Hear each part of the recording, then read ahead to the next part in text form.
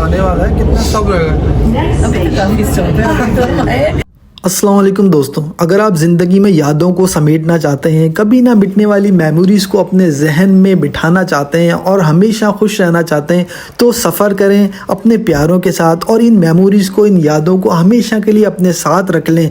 अगर मादी चीज़ें आप अपने पास रखते हैं तो मादी चीज़ें कभी ना कभी ख़त्म हो जाती हैं और उनकी यादें नहीं रहती, लेकिन सफ़र हमेशा याद रहते हैं अपने प्यारों के साथ। तो चलें आज की वीडियो में हम नए सफ़र पर चलते हैं। हम हमेशा प्रोग्राम ही बनाते रहते हैं कि बच्चों की जब छुट्टियां होंगी तो जाएंगे, पूरी फैमिली मिलके जाएगी, लेकिन ऐसा कभी होता नहीं है। कभी किसी के एग्ज़ाम हो रहे होते हैं, किसी की कोई प्रिपरेशन हो रही होती है, कभी कोई स्पोर्ट्स डे होता है। कभी कभी हम यही सोचते रहते हैं कि हम ये प्लान बनाएंगे और जाएंगे। इसी तरह से हमारी ज़िंदगी आगे बढ़ती रहती है और ज़ाहिर है वक्त का कुछ नहीं पता होता।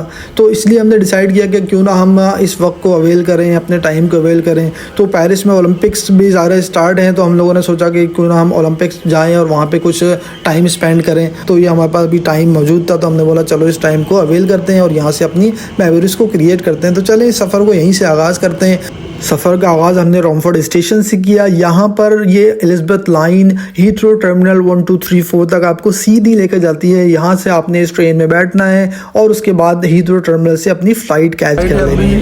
कितने में किया?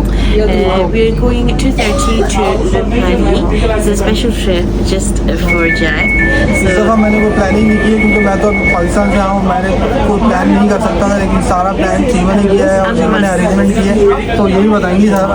Yeah, so I'm the master planner. What I thought was just have a few trips, just like, spontaneous, not too much planning, basically in advance. So as soon as we got back, I'd already planned that we're going to go on this trip. Tickets booked, flights booked, everything. Such a lovely surprise. It was like अगर आप London आएँ और train का सफ़र ना करें, ये possible ही नहीं है, क्योंकि यहाँ का ट्रेन सिस्टम इतना शानदार है कि आप कहीं पर भी आपने जाना है तो आप ट्रेन लेकर आराम से जा सकते हैं। लोकल या इंटरनेशनल या यूरोप में आपने कहीं जाना है तो यहाँ से सारी ट्रेनें लंदन से अवेलेबल होती हैं। एलिज़ाबेथ लाइन की एक और ख़ास बात ये भी है कि ये अंडरग्राउंड एंड ओवरग्राउंड दोनों सफ़र तय करती है। तो अब यहाँ पर हम वाइट चैपल पहुँच चुके हैं। वाइट चैपल पर हम यहाँ से अब ट्रेन को चेंज करेंगे और यहाँ से हीथ्रो टर्मिनल वाली जो ट्रेन होगी उसको यहाँ से लेंगे, क्योंकि ये मल्टीपल डायरेक्शंस पे जाती है और यहाँ से जो भी आपने डायरेक्शन लेनी है वहाँ यहाँ के आप चेंज कर लें। तो वाइट चैपल पे हमने चेंज कर लिया। अब हम यहाँ से हीथ्रो टर्मिनल 3 की तरफ यहाँ से अब अपनी ट्रेन ले रहे हैं, उसके बाद आगे बढ़ते हैं।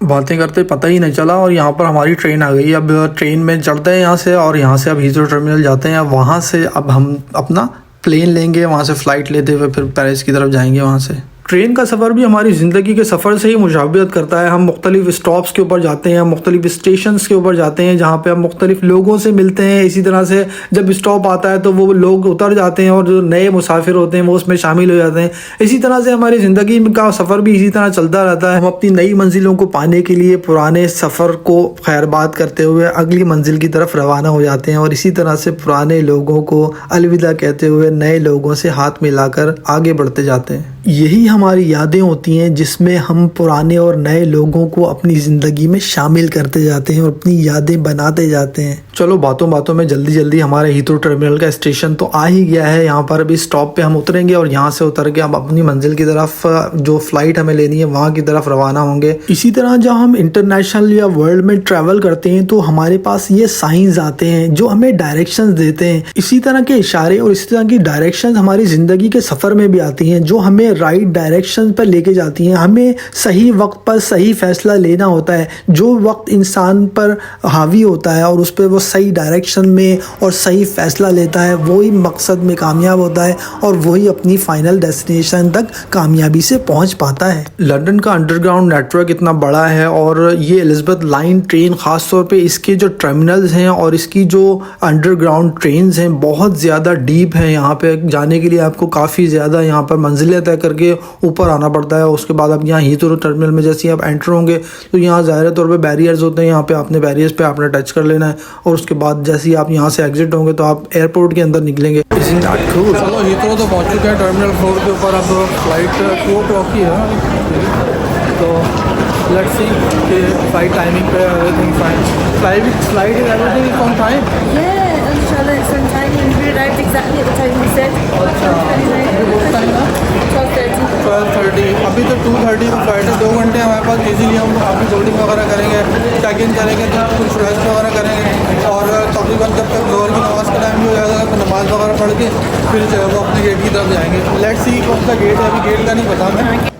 चलो भाई, जैसे ये डोर खोलेगा और इसमें एंटर होंगे तो हम यहाँ ट्रेन स्टेशन से एयरपोर्ट के अंदर दाखिल हो गए हैं। अब यहाँ से अब एयरपोर्ट का सफ़र स्टार्ट होता है। एयरपोर्ट पे हम बस अब यहाँ पे आगे वही गिवन डायरेक्शन को फॉलो करते हुए अपने डायरेक्शन की तरफ जाएंगे और वहीं से टर्मिनल में एंटर हो जाएंगे। ये लिफ्ट है जो कि ट्रेन के टर्मिनल से एयरपोर्ट के चेक इन टर्मिनल के ऊपर लेके चली जाएगी डायरेक्ट यहाँ से। इंटरनेशनल फ्लाइट्स में भी अब जो इंटरनेशनल एयरपोर्ट्स होते हैं वहाँ पर भी खास तौर पर प्रेयर रूम और नमाज का खास तौर पर एहतमाम किया जाता है। हीथ्रो टर्मिनल के ऊपर भी आपको नमाज का एहतमाम मिलेगा। अगर आपको ख़ास तौर पे नमाज मिस नहीं करनी है और आप अपनी तमाम नमाज़ों को टाइम पे पढ़ते हैं तो कोशिश ये करें कि टर्मिनल में जाएं, वहाँ पर जो भी मल्टी फेथ प्रेयर रूम होता है वहाँ पर आप जाएं और वहाँ पर अपनी नमाज को अदा करें। कहने का मकसद यही है कि आप दुनिया के किसी भी सफ़र पे जाएं, कामयाबी उसी रास्ते पर है जो अल्लाह ताला का रास्ता है और नमाज का रास्ता आपने नहीं छोड़ना। नमाज हमेशा कायम रखनी है। आप चाहे किस भी सफ़र पे जाएं, नमाज आपको हमेशा कामयाबी के रास्ते पर लेके जाएगी इंशाअल्लाह ताला। चलें, हीथ्रो टर्मिनल 4 तक तो हम पहुंच चुके हैं। आज की वीडियो में इतना ही, बाकी मिलेंगे नेक्स्ट वीडियो में।